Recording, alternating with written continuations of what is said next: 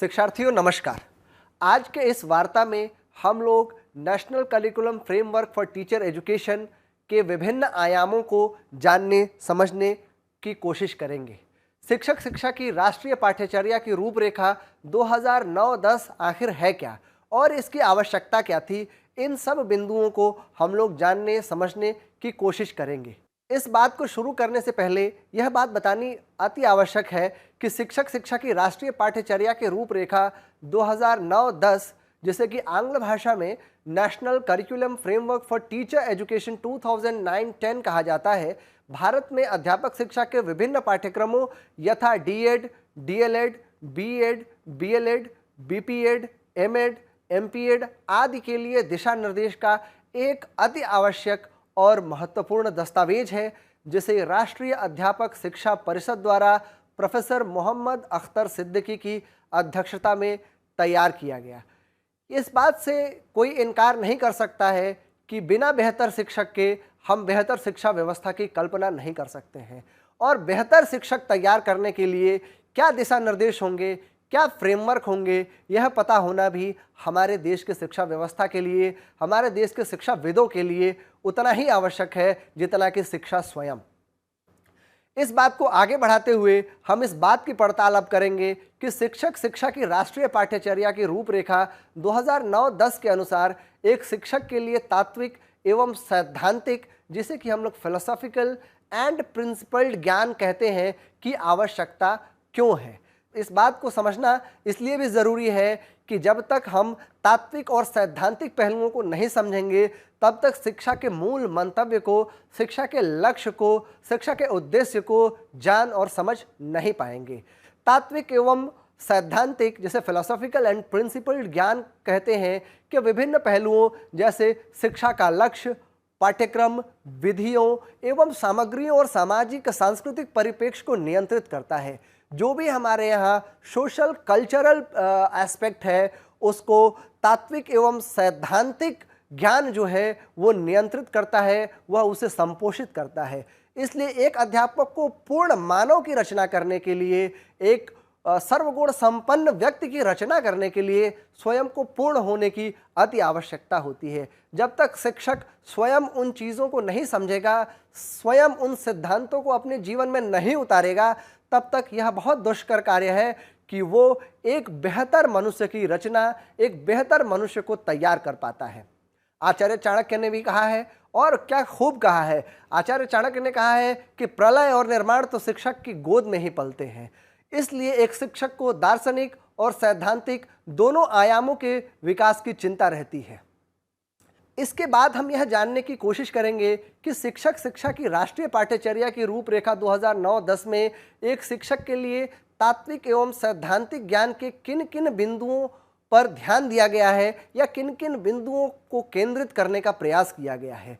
तो यह बात बताने से पहले मैं यह बात बता देना आवश्यक और ज़रूरी समझता हूँ कि राष्ट्रीय पाठ्यचर्या की रूपरेखा 2005 या NCFT 2009 के पृष्ठ संख्या 75-76 में वर्णित है कि एक शिक्षक वह है जो बच्चों की देखभाल करे, उनसे प्रेम करे, उनको सामाजिक, सांस्कृतिक और राजनीतिक परिप्रेक्ष्य में समझे और सभी बच्चों से समान व्यवहार करे। एक अध्यापक की यह नैतिक जिम्मेदारी है, एक शिक्षक की यह नैतिक जिम्मेदारी है कि वो बच्चों को ठीक तरीके से देखे, क्योंकि बच्चे जो हैं वो मिट्टी के घड़े होते हैं जिन्हें एक शेप दिए जाने की आवश्यकता होती है, और वो शेप दिए जाने का काम जो है वो एक अध्यापक ही करता है। और यह काम वो तब तक ठीक तरीके से नहीं कर सकता है, तब तक वो कायदे से नहीं कर सकता है, जब तक कि वह उससे प्रेम ना करे, जबकि वह उससे स्नेह ना करे, जब तक कि वह उसको सामाजिक, सांस्कृतिक और राजनीतिक परिप्रेक्ष्य में न समझे, और जब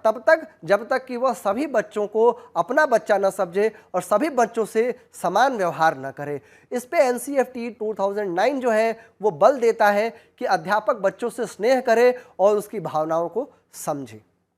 दूसरी जो महत्वपूर्ण चीज़ है वह यह समझने की है कि ज्ञान कोई देने की वस्तु नहीं है कि पानी का ग्लास है कि एक ग्लास को उठा के दूसरे को दे दिया। ज्ञान कोई ऐसी वस्तु नहीं है। ज्ञान जो है वो एक ऐसी चीज़ है जिसको कि प्राप्त करने के लिए एक निश्चित क्षमता की आवश्यकता होती है, और यही अध्यापक का दायित्व है, यही शिक्षक का और शिक्षिकाओं का दायित्व है कि वो ज्ञान को देने की वस्तु न समझे, बल्कि वो ज्ञान प्राप्त करने की क्षमताओं को प्रोत्साहित करे, बच्चों को उन तौर तरीकों को खोजने के लिए प्रोत्साहित करे जिससे कि वो ऐसी क्षमता पैदा कर सके कि वो नए ज्ञान का सृजन और संवर्धन कर पाए। इसके साथ साथ यह भी आवश्यक है एक शिक्षक के लिए कि वो अपने स्वयं के अनुभवों से, स्व अनुभवों से खेल, प्रोजेक्ट, विचार विमर्श, संवाद, अवलोकन, भेंट आदि को अपने अध्यापन में शामिल करे। अब वह दिन चला गया जबकि अध्यापक कक्षा में खड़ा होता था और अपने पूरे पाठ को पढ़ाकर चला जाता था। अब वो समय आ गया है कि अध्यापक को कक्षा परिस्थितियों में अपने आप को ढालने के साथ साथ विद्यार्थियों के साथ मिलजुल कर खेल या प्रोजेक्ट या आपसी विचार विमर्श के माध्यम से, आपसी संवाद के माध्यम से, अवलोकन, भेंट आदि के माध्यम से अपने अध्यापन कार्य को बेहतर और मजबूत बनाए। अगली बात जो महत्वपूर्ण है एनसीईआरटी 2009 के संदर्भ में, वह यह है कि पाठ्यक्रम और पुस्तकों को समीक्षात्मक रूप से जांच कर उसे सामान्य जरूरतों के तरीके से उपयोगी बनाया जाए। अब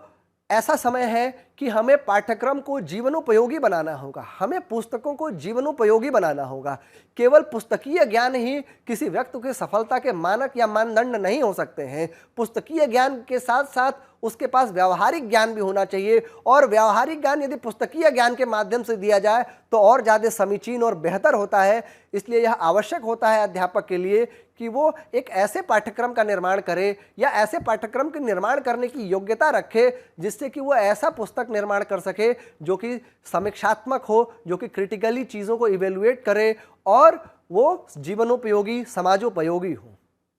अगली जो महत्वपूर्ण बात है एनसीईआरटी 2009 के संदर्भों में, वह है अहिंसात्मक मूल्यों का विकास करने के संदर्भ में। यह आवश्यक है कि शिक्षा व्यवस्था जो है या हमारे यहाँ की जो शिक्षा परंपरा जो है, हमारे यहाँ की जो विद्या परंपरा जो है, वो अहिंसात्मक मूल्य को विकसित करने में पहले से ही निष्णात थी। लेकिन अब आवश्यकता इस बात की है कि उन अहिंसात्मक मूल्यों को विकास करने के साथ साथ लोकतांत्रिक, समता, न्याय, उदारता, बंधुत्व एवं धर्मनिरपेक्षता के साथ साथ भी अध्यापन किया जाए। यदि ऐसा नहीं किया जाता है तो हम एक पक्षीय विद्यार्थी बनाएंगे, हम एक पक्षीय समाज बनाएंगे, और एक पक्षीय समाज कभी भी देश और दुनिया के लिए बेहतर नहीं होता है। हमें तो ऐसे समाज के निर्माण पे बल देना है जो अपने आप में लोकतांत्रिक हो, जहां समता और न्याय का राज हो, जहां उदारता और बंधुत्व हो, और जहां धर्मनिरपेक्षता उसके मूल में हो, जहां की किसी धर्म को लेकर के एक बायस्ड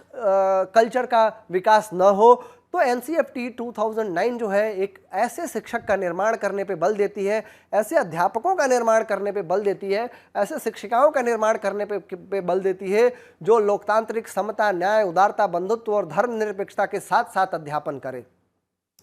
इन बिंदुओं को समझ लेने के बाद अब हमारे लिए यह समझना जरूरी है कि शिक्षक शिक्षा की राष्ट्रीय पाठ्यचर्या की रूपरेखा 2009-10 के अनुसार शिक्षकों के प्रशिक्षण में भाषा का क्या योगदान है। भाषा एक ऐसी चीज़ है जो कि कहीं ना कहीं हमें प्रभावित करती है, और यह केवल संप्रेषण के माध्यम के रूप में हम भाषा को यदि देखेंगे तो अब काम नहीं चलने वाला है। भाषा संप्रेषण के माध्यम से अतिरिक्त भी कुछ है, अब यह बात स्वीकार की जाने लगी है। भाषा की सोचने, महसूस करने और अनुक्रिया करने की उपयोगिता को हमें कतई भूलना नहीं चाहिए। एनसीईआरटी 2009 शिक्षकों के प्रशिक्षण हेतु सीखने और सिखाने की प्रक्रिया और भाषा के कार्यात्मक उपयोग को पाठ्यक्रम में सम्मिलित करने की सिफारिश करता है, उसको पाठ्यक्रम में शामिल किए जाने की अनुशंसा करता है। यह शिक्षकों के लिए एक बहुभाषी कक्षाओं के निर्माण और स्वयं शिक्षक को मातृभाषा के माध्यम से शिक्षण कराने के लिए प्रशिक्षित करने की अनुशंसा करता है।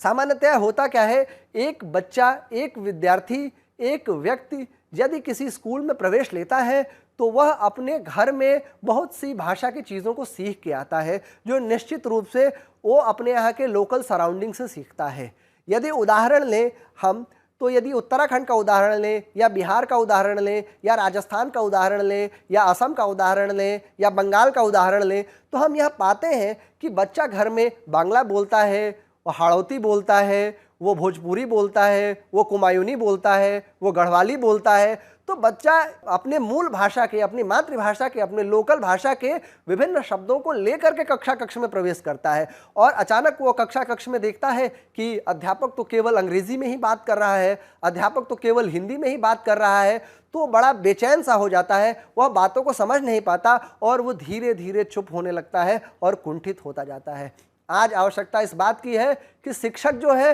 वो बहुभाषी कक्षाओं के निर्माण पे जोर दें, विद्यार्थी के, बच्चे के मूल भाषा, मातृभाषा को ध्यान में रखते हुए, उसको समझते हुए, उस चीज़ को परिभाषित करते हुए एक ऐसी कक्षा का निर्माण करें जिसमें कि भिन्न भिन्न भाषाओं के लिए समान सम्मान हो, भिन्न भिन्न बोलियों के लिए समान सम्मान हो। यदि कोई बच्चा स्टैंडर्ड हिंदी नहीं बोल पाता है, मानक हिंदी नहीं बोल पाता है या वो स्टैंडर्ड इंग्लिश नहीं बोल पाता है, इसका मतलब यह नहीं है कि वो बच्चा कमज़ोर है। भाषा तो केवल अपने आप को एक्सप्रेस करने का एक माध्यम है। असली बात जो होनी चाहिए वह यह होनी चाहिए कि उसको उस चीज़ की समझ विकसित हुई है कि नहीं हुई है, और समझ तभी विकसित होती है जब बच्चा जो है अपनी मातृभाषा में सीखता है, अपनी मातृभाषा में पढ़ता है।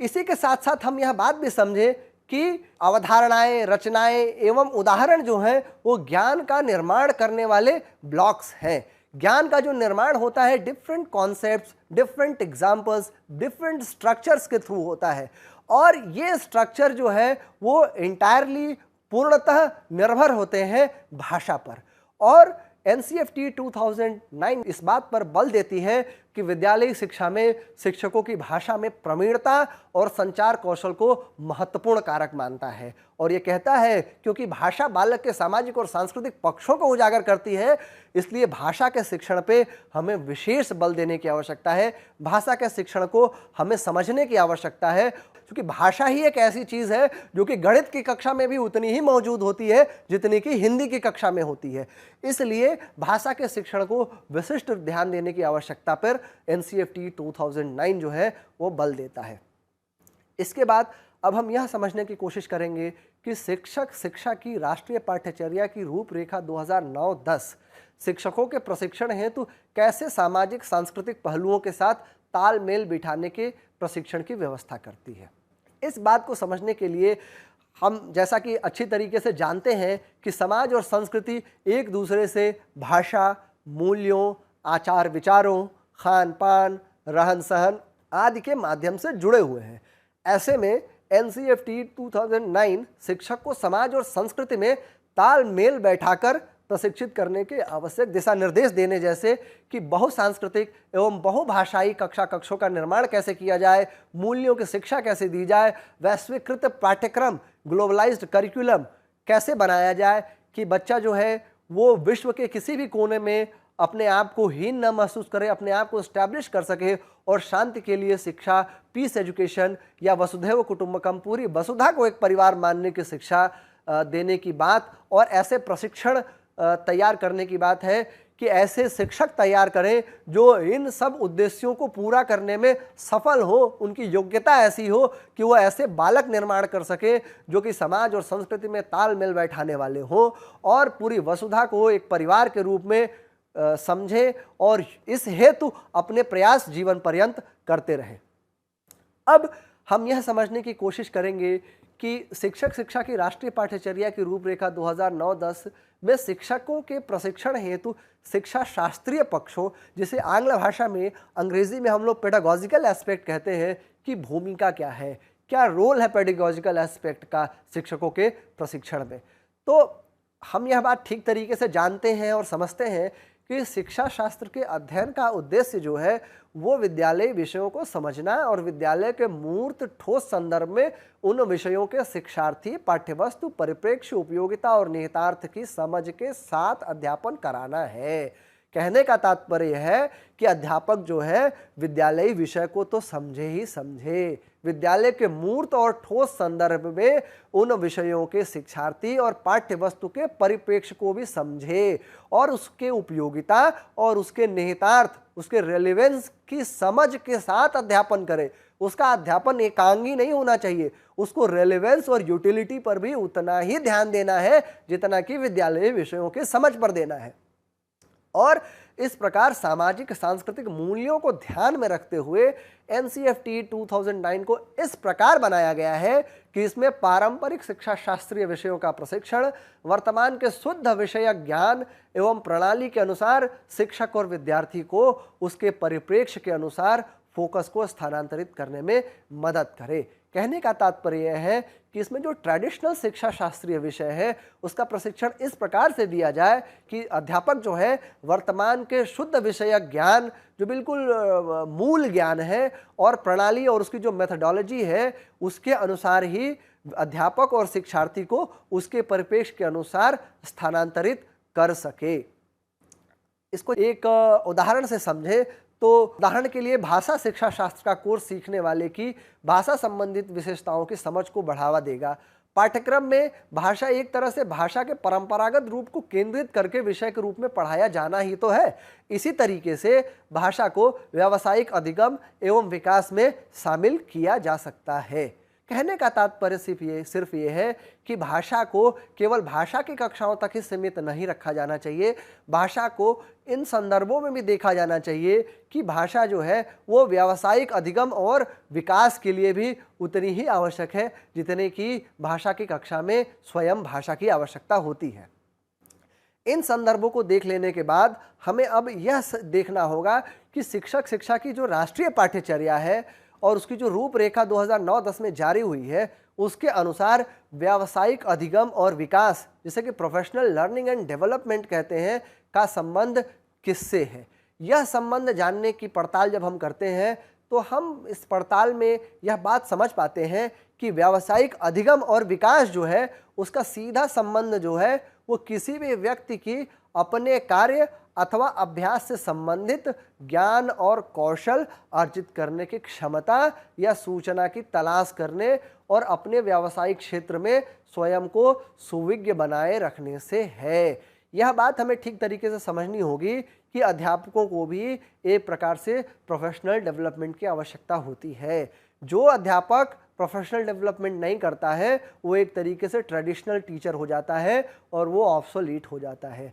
इसलिए यह कहा गया है कि नौकरी प्राप्त करने के दिन आपका जो ज्ञान है उस ज्ञान में आपकी वृद्धि की जानी आवश्यक है और इसीलिए व्यावसायिक अधिगम और विकास का कॉन्सेप्ट दिया गया, इसका संप्रत्यय दिया गया कि आप जो है बीच बीच में अपने आप को नए ज्ञान से, नई रचना से, नई खोजों से अपने आप को अवगत कराएं और खुद को ठीक तरीके से समझ विकसित करने के बाद उस चीज़ को अपने विद्यार्थियों तक ठीक तरीके से पहुंचाएं। शिक्षक शिक्षा की राष्ट्रीय पाठ्यचर्या की रूपरेखा 2009-10 के अनुसार व्यावसायिक अधिगम और विकास के लिए मुख्य लक्ष्य निर्धारित किए गए हैं और यह लक्ष्य जो है वो हमें जानना और समझना आवश्यक है। पृष्ठ संख्या 64 और 65 पर इस बात का वर्णन किया गया है कि शिक्षकों के व्यावसायिक अधिगम और विकास के लक्ष्य क्या हैं। तो पहला लक्ष्य जो इस दस्तावेज में निर्धारित किया गया है वह यह है कि अपनी स्वयं की तैयारी अथवा अभ्यास का विश्लेषण करना, उस पर चिंतन मनन और आवश्यकता पड़ने पर नवाचारों के माध्यम से परिमार्जन करना। कहने का मतलब है कि अपने आप को बिल्कुल ज्ञानी मत समझिए, अपने आप को हमेशा परफेक्शन के करीब ले जाने की कोशिश करिए और इसलिए कक्षा कक्ष में जाने से पहले स्वयं की तैयारी भी करिए और नए विषयों का अभ्यास करिए जिससे कि आपके पढ़ने और समझ की शक्ति जो है, चिंतन और मनन करने की शक्ति जो है और नवाचार करने की क्षमता जो है वो समय समय पर परिमार्जित, संवर्धित और ठीक होती रहे।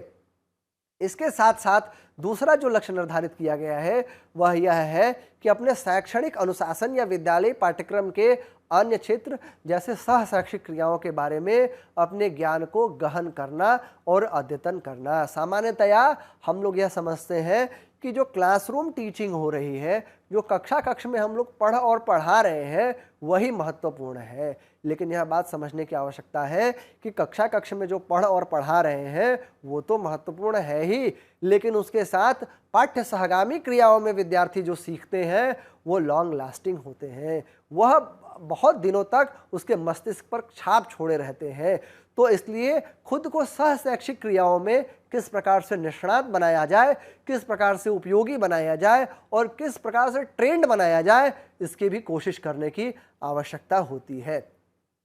जो तीसरी बात है वह यह है विद्यार्थी और उनकी शिक्षा पर शोध और चिंतन करना। अध्यापक का यह दायित्व है कि विद्यार्थी के डेवलपमेंट के लिए वह क्या सोच रहा है, क्या विचार कर रहा है, क्या उसको इस बात का एहसास है कि उसकी टीचिंग मेथडोलॉजी वो पुरानी हो गई है और शोध के द्वारा उसे यह जानने की आवश्यकता है कि लेक्चर मेथड के अलावा भी अन्य मेथड हैं या ज्ञान की रचना कक्षा में ही की जा सकती है, इस पर शोध करने की आवश्यकता है या नहीं है, इस पर भी विचार विमर्श और सोचने समझने की क्षमता एक अध्यापक के अंदर होनी चाहिए। तो इसलिए यह ज़रूरी है कि अध्यापक जो है विद्यार्थियों की प्रगति के लिए शोध करे और उस पर चिंतन करे। चौथा जो और महत्वपूर्ण विषय जो है वह है शैक्षणिक और सामाजिक मुद्दों को समझना और अद्यतन करना। शैक्षणिक और सामाजिक मुद्दों को समझने के लिए यह बात ज़रूरी है कि केवल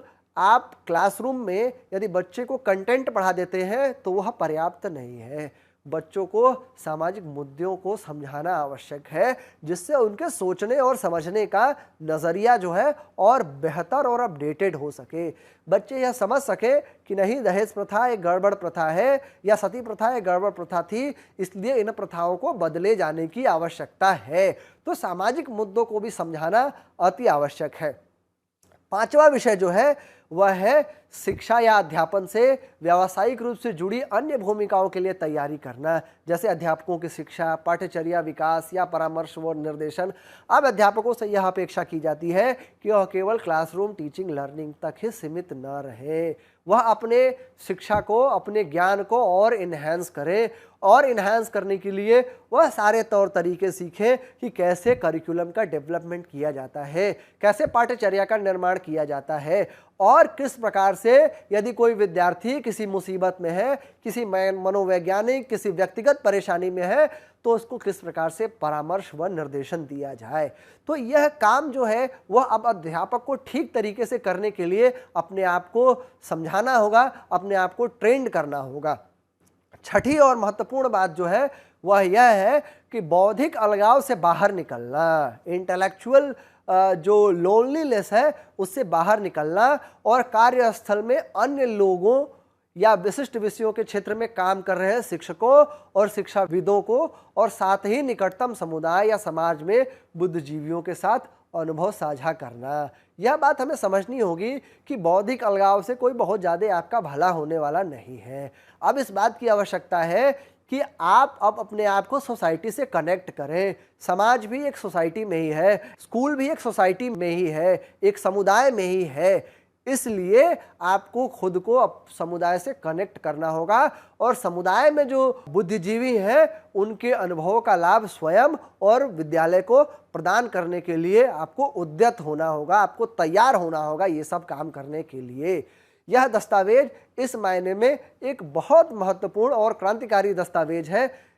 अब आगे हम इस बात को समझने और जानने की कोशिश करेंगे कि शिक्षक शिक्षा की राष्ट्रीय पाठ्यचर्या की रूपरेखा 2009-10 से एक शिक्षक किस तरह की प्रेरणा ले सकता है। अर्थात यह पाठ्यचर्या जो है, यह जो NCFT 2009-10 है, एक शिक्षक को किस तरीके से प्रेरित करती है। तो शिक्षक का यह कार्य है कि चिंतन को प्रारंभ करने की प्रक्रिया में बालक की मदद करे। बच्चा जब सोचना शुरू करता है तो किस तरीके से वह सही डायरेक्शन में सोचे, इस पे वह उसकी मदद करे जिससे बच्चा सही डायरेक्शन में सोच पाए। चिंतन मनन को शिक्षक शिक्षा का मुख्य लक्ष्य बनाया जा सके। जो अध्यापकों की शिक्षा है उसमें चिंतन मनन को, जो सोचने और विचारने की शक्ति है, नया खोजने की शक्ति है, उसको इसका मुख्य लक्ष्य बनाया जाए और इसके लिए अध्यापन से संबंधित ज्ञान को शिक्षक द्वारा अपनी तैयारियों या अभ्यासों पर आलोचनात्मक चिंतन के माध्यम से विविध संदर्भों में विविध जरूरतों को पूरा करने के लिए लगातार अनुकूलित करना होगा। यदि आप एक विद्यालय के प्रमुख हैं या प्रधानाध्यापक हैं तो आप अपने शिक्षकों के साथ अध्यापन करने के उनके दैनिक अनुभव के माध्यम से उनके ज्ञान को इस तरह विकसित करने के लिए काम करें कि जिससे आपके शिक्षक को अपने ज्ञान और कौशलों को एक खुलेपन के साथ साझा करने के लिए प्रोत्साहन मिलता रहे। आपके पास जो हुनर है, आपके पास जो कौशल है, उसको दूसरे के साथ साझा करिए, जिससे कि आप खुद में और दूसरों में दोनों में सुधार कर पाने में सफल रहें, ताकि समस्त शिक्षक एक दूसरे का अवलोकन करें, एक दूसरे को ऑब्जर्व कर सके और एक साथ पाठ्यचर्या के अनेक स्थानों जैसे खेत, कार्यस्थल, घर, समुदाय या मीडिया के मुद्दों पर भी चर्चा कर सके। इन सब विषयों पर अब अध्यापकों को चिंतन करने के लिए NCFT 2009 और 10 जो है वह कह रहा है। इस वार्ता में जिन प्रमुख चीज़ों को हम लोगों ने जाना वह यह जाना कि NCFT 2009 एंड 10 जो है किस प्रकार से एक बेहतर शिक्षक जो कि अपने विद्यार्थियों को एक दिशा दिखाने के लिए या अपने विद्यार्थियों में एक सोच पैदा करने के लिए एक समाजोपयोगी, जीवनोपयोगी मनुष्य तैयार करने की कवायद करता हुआ प्रतीत हो रहा है। बहुत बहुत धन्यवाद और आभार। अगली वार्ता में हम फिर एक नए विषय के साथ आपके सामने उपस्थित होंगे। बहुत बहुत धन्यवाद।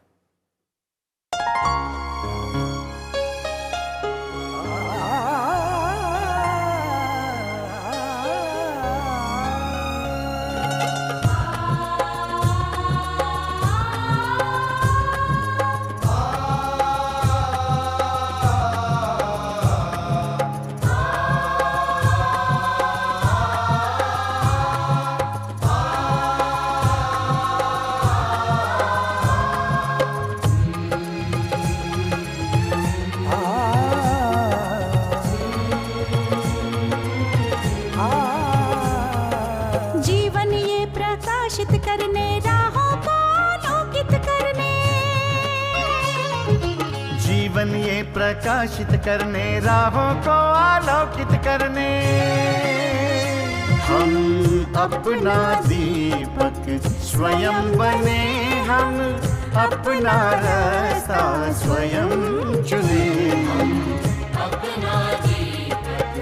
स्वयं बने, हम अपना रास्ता स्वयं चुने। जीवन ये प्रकाशित करने राहों को आलोकित करने।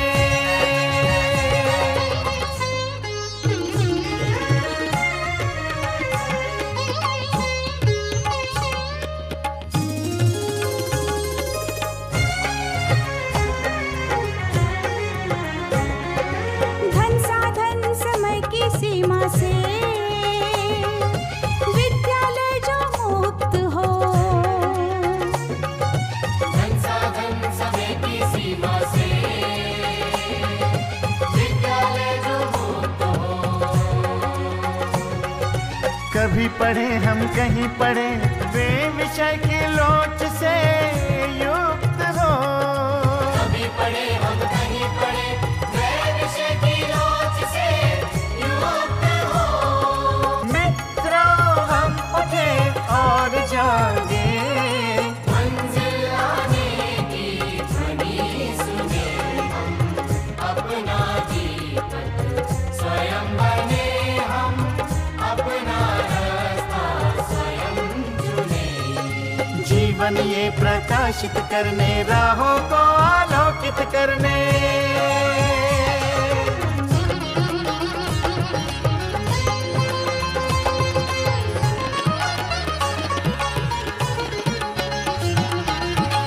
राष्ट्रीय मुक्त विद्यालय का